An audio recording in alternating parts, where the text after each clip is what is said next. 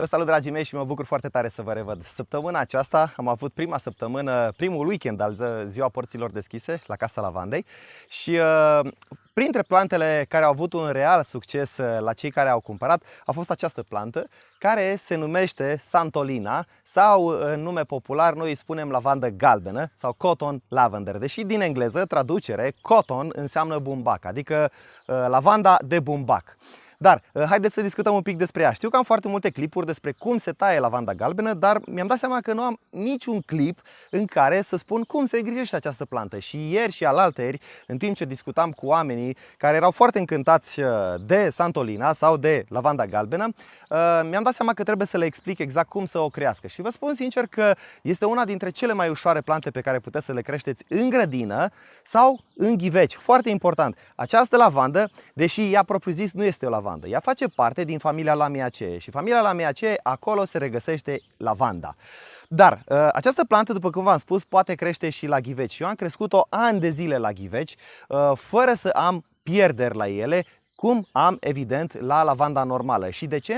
Fiindcă această plantă are un sistem radicular extraordinar de bine dezvoltat. Nici nu știu dacă are rost să desfac de aici. După cum vedeți, la rădăcină, ea nici nu are rost să o scot acum. Are un sistem radicular, după cum vă spuneam, foarte bine dezvoltat și se adaptează foarte ușor pe majoritatea solurilor pe care le are, inclusiv cele din ghiveci, inclusiv cele din pământ. Această plantă, după cum vedeți, ea a făcut floricelele acestea galbene, dar dacă vă uitați, aici în pământ la fermă, aceste plante le avem de vreo 6 ani de zile, cred că 7 ani de zile în această locație. Aceste plante cresc foarte, foarte mari și după cum vă puteți uita și în clipurile în care arăt cum se tunde această lavandă, acestea, la un moment dat, vă spun sincer, am trecut din a le face dreptunghiulare, la pătrate, la pomișori, le-am tăiat până aproape jos de tot și aceste lavande au revenit și au revenit și au revenit. Acum, se întâmplă anumite lucruri. Plantele când sunt mai mici, sau cel puțin mie mi s-a întâmplat chestia asta, fac mult mai multe flori. În momentul în care sunt mature, după cum vedeți, anul acesta, la mine, aici la câmp, lavanda cotton a făcut foarte puține flori. Foarte puține flori, dar cred că cei mai mulți dintre cei care cumpără această plantă nu o aleg din cauza faptului că fac aceste păpădii, aceste flori galbene, ci pur și simplu din cauza aspectului foarte frumos pe care îl au, acesta de argintiu, care nu se pierde nici măcar pe timpul iernii. Este o plantă foarte frumoasă și foarte rezistentă. În ceea ce înseamnă condițiile de pământ, exact cum v-am spus, se adaptează foarte ușor la absolut orice condiții. Deși eu în continuare recomand și la această plantă, dacă o creșteți și în ghiveci sau și în pământ, să îi puneți nisip în combinația pământului pe care îl aveți, iar în momentul în care o plantați în pământ, să băgați un pic de balastru acolo sub. Și lavanda cotton, dar ca orice altă lavandă și probabil ca orice altă plantă, în momentul în care băltește apa la rădăcinile ei, moare. Este singurul lucru care poate să omoare probabil cele mai multe plante, inclusiv lavanda. Deci foarte bine să amestecați acolo în pământ balastru cu pietriș și nu veți mai avea probleme niciodată. În ceea ce privește la ghiveci, puteți să luați un substrat universal de grădină pe care îl găsiți absolut oriunde, îl amestecați cu perlit sau cu nisip, îl amestecați foarte bine, o plantați și ce este foarte interesant este că aceste plante de multe ori eu le udam o dată la 2 zile și uneori chiar o dată pe zi. Dacă aș face udarea o dată pe zi la celelalte lavande pe care le am eu acasă, cu siguranță ar muri cu toate. Ei, nu este cazul la Santolina. Santolina rezistă la udările repetate din fiecare zi și de ce? Din cauza că absorbe foarte mult din această apă, se hrănește foarte mult. Nu este pretențioasă, nu este așa de pretențioasă ca lavanda. Ok, odată ce v-am spus despre substrat, haideți să vorbim despre lumină.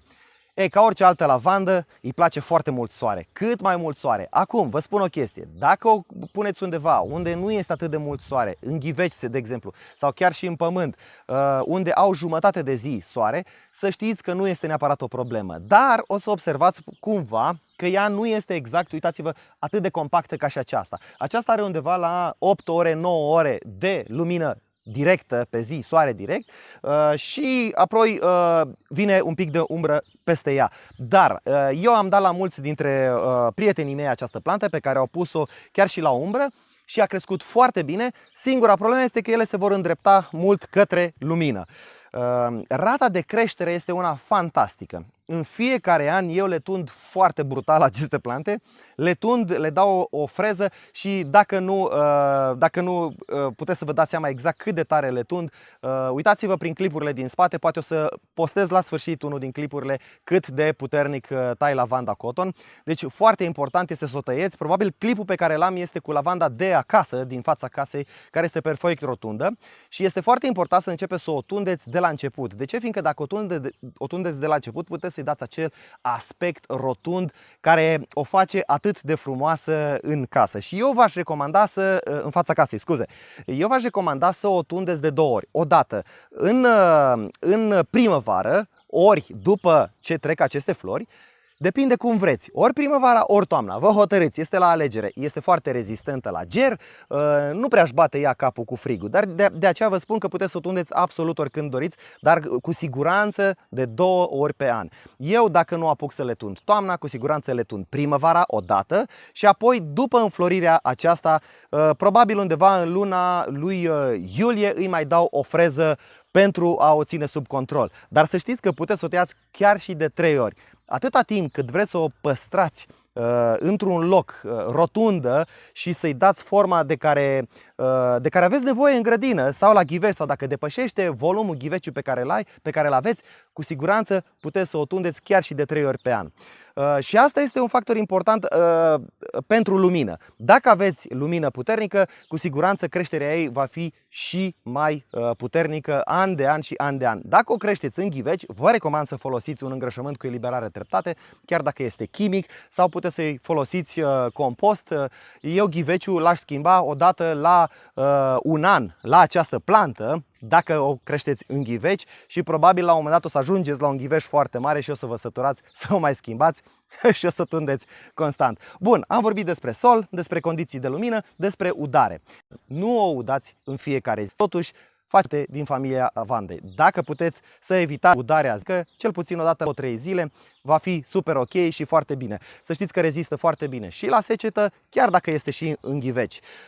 În ceea ce privește tunderea, v-am spus, de 2 ori pe an neapărat. Rezistența la îngheț este una foarte ridicată. Nu am avut niciodată o problemă cu o lavandă cotton băgată în pământ, deci este foarte rezistentă. Aici, la câmp, noi nu le udăm deloc, iar iarna nu le-am acoperit niciodată cu niciun fel de protecție. Deci, din punctul ăsta de vedere, planta asta este una magnifică pentru grădină. În ceea ce privește dăunătorii, eu am mai avut probleme în cultura noastră de lavandă cu anumite boli și cu anumiți dăunători, dar să știți că aceștia nu i-am văzut prezenți în lavanda cotton. Dăunătorul pe care l-am eu în lavandă este scuipatul cucului, este o cicadă care se adună într-o spumă acolo și suge din energia plantei. Nu am văzut-o pe Santolina, deci nu trebuie să vă faceți grijă din punctul ăsta de vedere. La fel, alte boli pe care le-am văzut, am mai văzut pe unele din plantele noastre ceva mană sau un fel de rugină. Nu am avut probleme cu Santolina. Deci da, este o plantă foarte rezistentă pe care eu vă recomand din toată inima să o creșteți la ghiveci sau în pământ.